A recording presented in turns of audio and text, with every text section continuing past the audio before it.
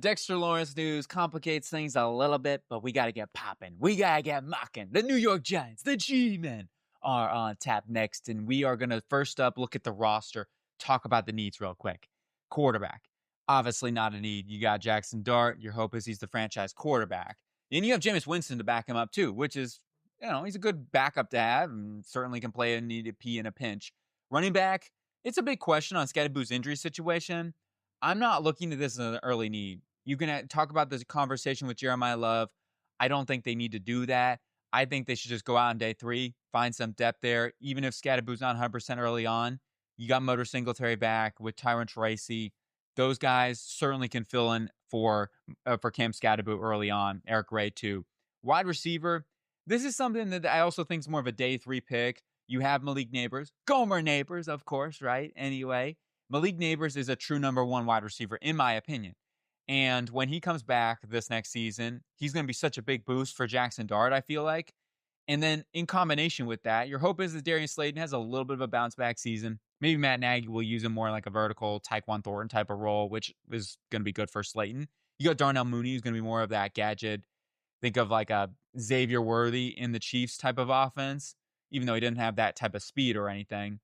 Calvin Austin could also be used a little bit in that role. He'll be probably more used for special teams. And then Isaiah Hodgins is your 4th, 5th wide receiver as well. I'm glad they brought him back. They shouldn't have let him go last season.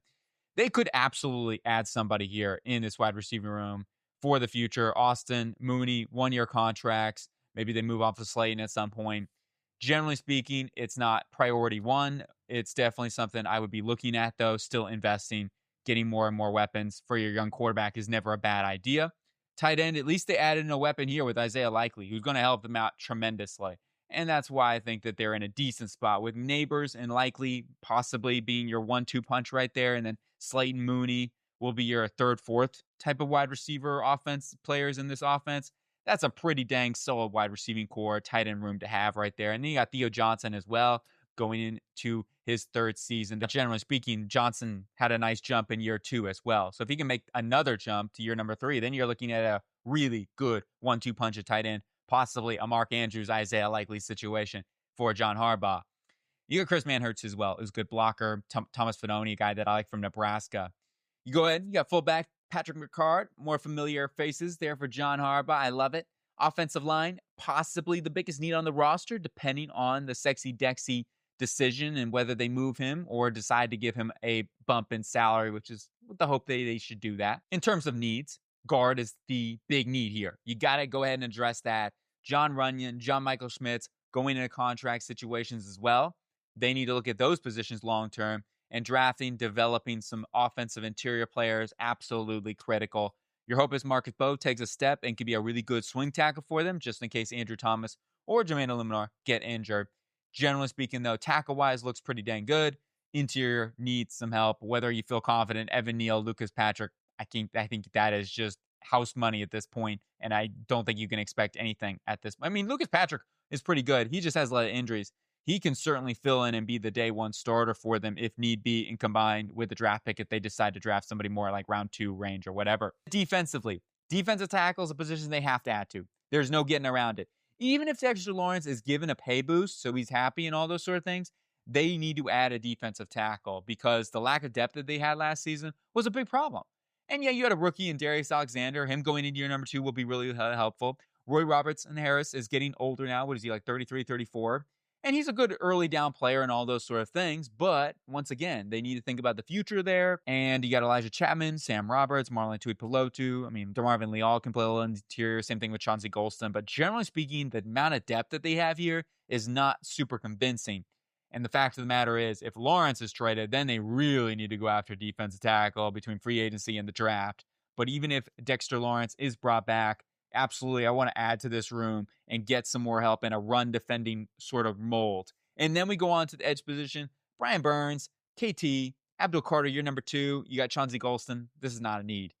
On to the inside linebacker position. Tremaine Edmonds given a contract for them. They signed him. Glad to see that. I think he'll be a really, really nice linebacker for them. Micah McFadden brought back on a 1-year contract, a prove-it deal with some incentives. He's a good football player. They'll definitely like having him back. But in terms of the long haul, will he be there? That's a great question. It's going to depend on how he works out in Denard's Wilson scheme. Darius Muasau, I think, could be a good solid backup, but I do think they need to overall draft somebody in the mid-round range to be able to develop and have somebody there just in case you aren't able to re-sign Mike McFadden after the next season. And then we go into the cornerback in the secondary room. Outside cornerback, this is something that I would look to draft between like rounds 3 through 4. I do think they need to add to their secondary. It was a problem for them at times, and finding some more help is definitely a consideration for them because Newsome, a 1-year contract, is a prove-it deal. It's $8 million, and whether or not he's a long-term outside corner for them is going to remain to be seen. Paulson Adebo, I like the way he played at the end of the season, and hopefully that trajectory goes into next season. And they're going to play a lot of press, cover 3. That's Denard Wilson. Like, that's what he does. So expect them to be a lot of bump and run coverage guys here with Newsome and Adebo, which both of those guys can do. You have yourself Deontay Banks, who's more of a cover man cover corner. And that's maybe something they won't use as much, but we'll see. At least he'll be up at the line. That might help him out a little bit as a backup cornerback. You have Corey Black and Rico Payton. Those guys can kind of be working in as your 3rd, 4th, 5th corners in the back end. And then at slot, you have Drew Phillips. Hopefully he has a bit of a bounce back season. I thought he struggled a little bit, especially in coverage. I mean, in blitzing terms and run defense, I thought he was great. But generally speaking, in coverage, I thought he got beat a lot. But you do have Ardarius Washington. And in my opinion, I think Javon Holland might end up playing a lot more in the slot. He, to me, if anybody's the Kyle Hamilton role in this defense, it's Javon Holland. And that's why I don't think they need to go after Caleb Downs. It's because I think they may already have their Kyle Hamilton in this secondary. Put Holland in that slot hybrid role and move him around in the defense. He can do all those things. You have Nubin, he's more of a limited guy. He's more of your strong safety. Pinnock is more of a strong safety. He has a little bit of versatility. And then Ardarius Washington, he can play in the back end too. So you can have a combination where like Ardarius is back there with Nubin, and then Holland's up in the slot with Newsome and Adebo on the outside. Secondary-wise, overall, I would be looking to add an outside cornerback first and foremost out of any of these positions, and then some depth beyond that is always something that they can do. And the last thing to go over here before the mock draft, special teams. Jason Sanders, Ben Saws, Better Call Saul. I think they're in a good spot there. Competition-wise, punter, you're locked in with Jordan Stout, great punter, one of the better punters in the NFL. They signed him over from the Ravens. You got yourself a couple of kick returners, plenty of guys who can return punts here between Olszewski. You can even call Calvin Austin out here. They're in a pretty good spot there. But let's go on to the mock draft now, and we're starting off with a guard. What? How could you draft a guard? Unbelievable, right? I don't care. I think Francis Mauigoa is that good of a football player. I do think he actually could play tackle in the NFL. That's my opinion. In this case scenario for the Giants, he would plug in at right guard, be an immediate impact for Matt Nagy in this offense, get a big, strong, athletic enough guard who can just open up some lanes for Scadaboo, Tracy, Motor up in here, and protect Jackson Dart. He's going to be a brick wall next to Jermaine Illuminar and John Michael Schmitz. And the fact of the matter is, they have had a lot of injuries with Andrew Thomas. So if Marcus Bowe isn't the swing tackle you're feeling confident with, hey, move Jermaine over to left tackle and put Francis over there at right tackle. You get your best 5 out there. Mauigoa, I feel, can be a huge addition to their offensive line. Then we go on to round number 2. I'm going Caden McDonald, defensive tackle from the Ohio State University. As I mentioned before, with this, build the trenches, right? Continue to build the trenches.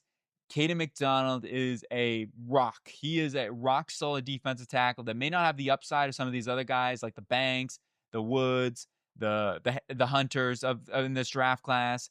He is just going to be steady Eddie. You put him up next there. Hopefully, Dexter Lawrence is given a little bit of a pay raise to bump that up and make him happy and all those sort of things. But if he isn't, then yeah, McDonald, Alexander will be a great young core to build around on your defensive tackle. And I think their skill sets really match well. And then you go on to Julian Neal from Arkansas, the cornerback. He's a guy that I think is a perfect fit for Wilson and his defensive philosophy that is going to like strong, physical press corners. That's Julian Neal to a T. Neal's a guy that is not afraid to get up in your face and bump and run with you. He's super smooth off the line. That is certainly not something I worry about. He's a better athlete than I thought he was, too. So you add yourself a developmental corner behind Newsome for a season, and not to mention give yourself some depth there. Torian York from Texas A&M is the next pick here, linebacker, who is the undersized, extremely smart, instinctual guy that just seems to find his way to the football every single time. He is undersized. He may be a special teamer only, but I'll tell you this. He will be one of the best special teamers in the NFL, and there is some value to that in the fifth round. So even if he is just a special teamer because of the lack of size and arm length, that's okay with me to take him here at 145 because I think he'll be that big of an impact on your football team somehow, some way. It is a big question, his size. But on film, the way he plays is phenomenal. He's going to be limited coverage because, once again, that wingspan is not great. He doesn't have a fantastic closing speed to go in man to man coverage. I'm not worried about that in this scheme. I think he'll be fine. But generally speaking, we add ourselves some linebacker depth. We go on to our next pick. Eric Rivers from Georgia Tech in the sixth round is going to give him some more speed, some more vertical ability, somebody who can be that Darnell Mooney of the future. Like, there's some similar traits there to Darnell Mooney, and Mooney is on a one-year contract. So adding somebody in to be the possible future replacement there makes a lot of sense. And then we go on to our last two picks. We got two Kentucky guys. Jagger Burton from Kentucky, really athletic offensive lineman, tested very well. Got like a 4.9. And he looked great at the East-West Shrine Bowl, I believe it was. It's been a minute. I'm trying to remember, but I saw him at the East-West Shrine Bowl. I'm pretty sure it was. And he was really good in the one-on-ones. I was impressed. I'm like, oh, let's take notes on Jagger Burton. He's a guy definitely keep an eye on for. I thought his feet were really, really quick. And it shows too in the shuttle times. He ran like a 4.52 or something like that. And, the shuttle times, pretty good to look at. So I think he can be a good developmental center behind John Michael Schmitz. And then finally, Seth McGowan can be a good complementary back. He's got some good foot speed as well. He's quick. He's got that 20-yard speed. I don't think he's got a breakaway pedal or anything like that. He tested well. I think he's more of a short, yardage speed back type of thing.